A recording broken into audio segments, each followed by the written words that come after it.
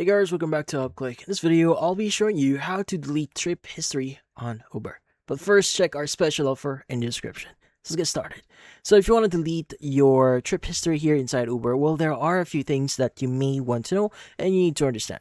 Now, the thing with Uber here is when you make certain bookings, like if you want to went to one place to another, well, the thing with those certain bookings is they will appear in the activity section. Now, the thing with activities in your account, usually you don't have any options to delete them. So they would only appear as like transactions, and there's no delete or any kind of similar tools that you could use in here.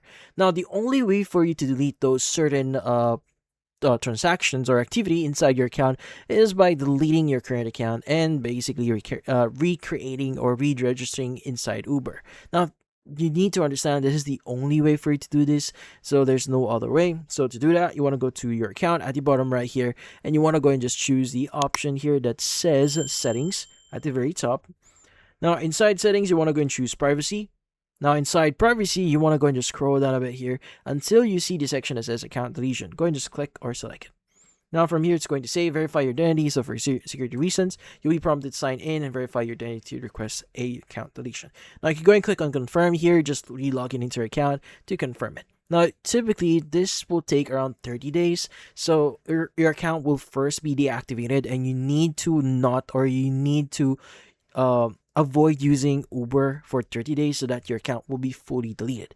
Now, once your account is fully deleted after 30 days, you should be able to create a new account, and those transactions or those activity or your activity history would also disappear based on whatever happened previously on your email or your previous account.